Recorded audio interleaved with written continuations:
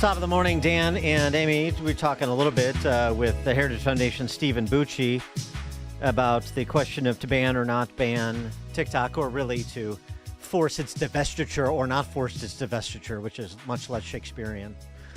Anyway, we heard from Mike Gallagher, the former Republican congressman from Wisconsin, who is the chairman of the Select Committee on the Chinese Communist Party. And he's also the author of the legislation forcing this sale of TikTok to an American interest if it is to remain available to Americans. Interesting coalitions around the two sides here. Rand Paul had this to say about said legislation. Senator, your reaction to the TikTok ruling? Disappointment. I do believe that banning a social media app like TikTok is a violation of the First Amendment. Well, yeah, so the legislation, as well as Supreme Court opinion upholding said legislation is constitutional in a per curiam opinion of the court, meaning the court speaks with one voice, said, look, it's not a free speech issue, number one. But even if it were, that intermediate scrutiny is all that is required, and the burdens on expression are outweighed by the strong national interest in protecting vast swaths of sensitive data from foreign adversary control. Vast swaths of sensitive data from foreign adversary control, that is quoting the per curiam opinion. So that's where the Supreme Court came down. Other senators, both Democrats and Republicans, sort of the general consensus here is that we hope it doesn't go away, but we want it to be in the hands of some entity other than the Chinese Communist Party, from Josh Hawley to Dick Blumenthal. The best way for TikTok to continue to exist is for it to be sold, which the law explicitly allows for. Why you ban it is controlled by Beijing. So if it were sold or firewalled, that would be fine. The TikTok ban is fully and fairly constitutional. TikTok should not be banned. It should be sold. China should not own it, but it should continue to exist in this country. And yes, in answer to your question, does Dick Blumenthal agreeing with the Supreme Court and suggesting something is constitutional concern me in terms of my position on the issue? Yes, it does. Speaker Johnson was on Meet the Press with the noxious Christian Welker, asked about the Trump pause, which, as we discussed with Stephen Bucci, not exactly consistent with the letter of the federal legislation in terms of this 90-day extension that Trump is poised to provide today after assuming office. But here was Speaker Johnson's perspective on said extension. I think we will enforce the law. And when President Trump issued the Truth Post and said, save TikTok, the way we read that is that he's going to try to force along a true divestiture, changing of the hands, the ownership. It's not the platform that members of Congress are concerned about. It's the Chinese Communist Party and their manipulation of the algorithms. They have been flooding the minds of American children with terrible messages, glorifying violence and anti-Semitism and even suicide and eating disorders. I mean, crazy kind of stuff. And they're mining the data of American citizens. It's a very dangerous thing. The Chinese Communist Party is not our friend, and we have to make sure this changes hands. I'm really heartened to see that Google and Apple and Microsoft have taken the steps to comply with the law. There needs to be a sale of full divestiture from the Chinese Communist Party, and I think President Trump is the one that can make that deal happen, so we're excited. For more on this, we're pleased to be joined by John Tamny, editor of RealClearMarket's.com and author of The Money Confusion, How Illiteracy About Currencies and Inflation Sets the Stage for the Crypto Revolution. John, thanks for joining us again. Appreciate it. Hey, thanks for having me. All right, so the argument against the forced sale of TikTok. Let's hear it. Well, it's theft. So the government steps in and says, hey, nice business, but we've decided that the American owners, because TikTok is already American-owned. Let's get that out of the way. It is American-owned. It's owned by Carlyle. It's owned by Susquehanna Investment Group. It's owned by T. Rowe Price. We want you to have new owners. But it's a government forced sale. It's a sale that has to occur within a stated amount of time. How do you negotiate that? You think maybe you're not going to be able to get a fair price for your property? And then let's talk about this notion that they're mining data. Well, why does anyone think that social media is free? At which point, oh, we're not banning it. We just want different owners. Well, do you think any owner that would want to buy it could raise the funds to buy it unless they were going to mine that data that would then find its way to the, quote, Chinese Communist Party once again? This is theft. We told the Chinese for years to not be communist, to pursue the profit motive, to start doing the things that are associated with eating and living a better life. They succeeded in creating something that is exponentially better than any American company's been able to do. Because let's face it, Facebook and the others tried to compete with TikTok, and they failed. And so because they created something better, that's called competition. That's called free trade. We're going to steal it from them.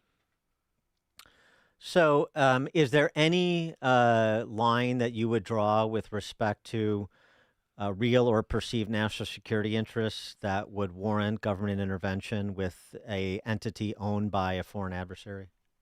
No, I wouldn't in this case. But this is not about national security. Once again, as Gallagher keeps saying, we're not banning it, which means that someone else would own it.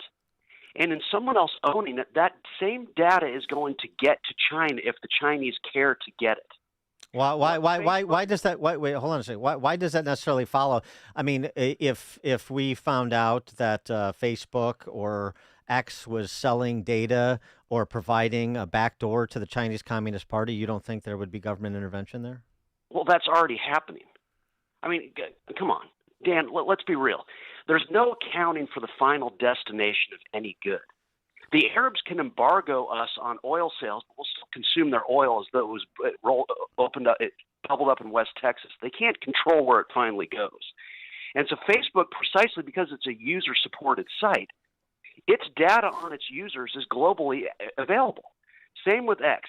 Same with any social media. And so it wouldn't be any different. There's no way anyone could buy TikTok unless they were going to sell the data, which means you'd get to China. Now, I'm not sure what the CCP would want with this, but since conservatives and libertarians are suddenly so paranoid about it, but they don't want to shut down Facebook and YouTube and all the other providers of the same data, the same people that used it to promote lockdowns a couple of years ago, but they want to go after TikTok.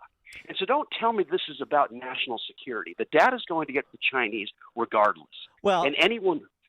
Well, I mean, okay. I mean, look, it's a fair point about the domestic social media companies. But I mean, again, just to play devil's advocate, the rights that a foreign adversary, the entity that a foreign adversary owns, and that of an American citizen are not the same. I mean, that was essentially the Supreme Court's position with respect to this case and this federal law forcing divestiture. So, I mean, there is a different analysis because it is understood to be under the control of the Chinese Communist Party as opposed to under control of Mark Zuckerberg. Now, Dan, let's think about that. You're a libertarian. You came up in the same world that I largely came up with.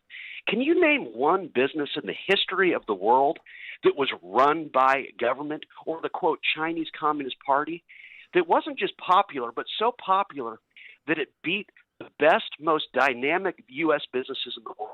I mean, is there something in the Chinese blood that makes them uniquely good, that their government control of stuff that you guys all allege doesn't matter, that they can be competitive? Whereas with everything else, whether it's the DMV, the post office, the passport office, no American would ever deal with anything associated with government on any given day unless they had to.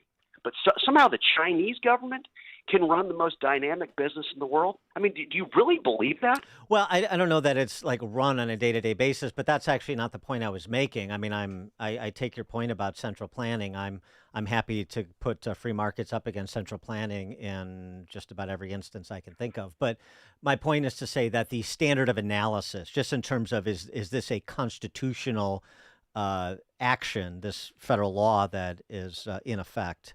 And I do agree with the Supreme Court that it's constitutional That's one question. Now the question is it judicious? Does it make sense? Is it bad precedent in terms of federal law? That's a separate question. That's all I'm saying. Well, it makes no sense, and I debate the constitutionality of it, but who knows? I'll leave that to others. I kind of believe in freedom. I believe in my right to transact with whom I want to transact with. But it's always, the CCP could take over. Because, see, conservatives want it both ways, including Gallagher. They claim that it's run by the CCP, which is laughable, because if it was run by the CCP, no one would use it. Oh, but see, they could, and they could pollute our minds, and they could propagandize. Now, let's think about that in two levels. Well, for one, if it suddenly is known to become a Chinese Communist Party organ, well, people would stop using it because what government associates with always royally sucks. So we know that that's a weak excuse. If it happens, people would stop using it. Well, I suppose people would say that, yes, you're right. I mean, obviously, these other social media platforms and the performance of Mark Zuckerberg and the performance of Larry and Sergey over Google and so on and so forth. TikTok hardly has a monopoly on polluting the minds of Americans. I can see the point. I suppose the argument would be just because we can't legitimately stop everything doesn't mean we shouldn't stop legitimately what we can. Well, I question the notion that this is all about polluting the minds, that they can control the minds, and evidence supporting that is visit China. TikTok can't. The Chinese Communist Party that conservatives allege is controlling TikTok, they can't even control the minds of their people. And evidence supporting that claim is there's 5,500 McDonald's in China right now, but the McDonald's has plans for 10,000 within 3 years. iPhone is the fifth most sells a fifth of its phones in China. There are more Buicks sold in China than the United States. To visit China is to see American businesses everywhere. So does it sound like the Chinese people are brainwashed? But we're supposed to believe TikTok, an app might make Americans hate America and pursue and love communism. I mean, profiles and courage. What's happened to American conservatives? You think Ronald Reagan would have been afraid of an app? No, because Reagan understood that we had the better system. And what was his line? He said, "We win, they lose." We're afraid of an app? Well, and we're going to give up our liberty once again? I mean, how many years ago did you have me on? We were talking about lockdowns. Mm-hmm. When are Americans going to learn that their enemy right now is government, not Republican or Democrat? Their government locked them down. Why are we afraid of the Chinese? Well, so if you don't think this is about polluting the minds of Americans, is that you just think this is what classic rent-seeking behavior, like the Ivy League doesn't want competition in terms of polluting the minds of young people? Of course it's rent-seeking. Do you think, ask yourself the question, if TikTok weren't popular, would anyone care? Look, TikTok created something. People spend more time on it than they spend on Netflix and Facebook and YouTube. Now, let's be clear. Facebook and YouTube and Twitter want you to spend time on them. TikTok created something more appealing to the American people. And for doing that, it's going to be thieved. And isn't it interesting? Oh, but if you just sell it to a specific owner, do you know who Gallagher recommended? He said in his op-ed last week, 2 weeks ago, he said, "Oh yeah, there's a American buyer waiting in the wings, Frank McCord. Google Frank McCord. Yeah. He is known as the worst owner in the history of Major League Baseball. It's like telling Bob Kraft, who's got 7 Super Bowl rings, oh yeah, just sell your team to the McCaskies." It's such a hurtful comment. I mean, that's so. It's not enough we have the Bears. You have to pile on, John. I mean, that's just, no, but I mean, think about it. So harmful. It's a forced sale, and we get to choose to whom you sell it. That is called theft in any other world. It's what we would say if the Chinese said, "Hey, you want to keep YouTube, you got to sell it to one of our owners." We would say they're stealing the company. But somehow it's okay when we find some of the most inept people out there. We say, "Oh, they'll buy it from you." Please. John Tamny, editor of RealClearMarket's.com. He's also the author of The Money Confusion, How Illiteracy About Currencies and Inflation Sets the Stage for the Crypto Revolution. John, thank you as always. Appreciate it. Thanks for having me. And John joined us on the Turnkey.pro answer line. The more you listen, the more you'll know. This is Chicago's Morning Answer. Morning Answer on AM 560.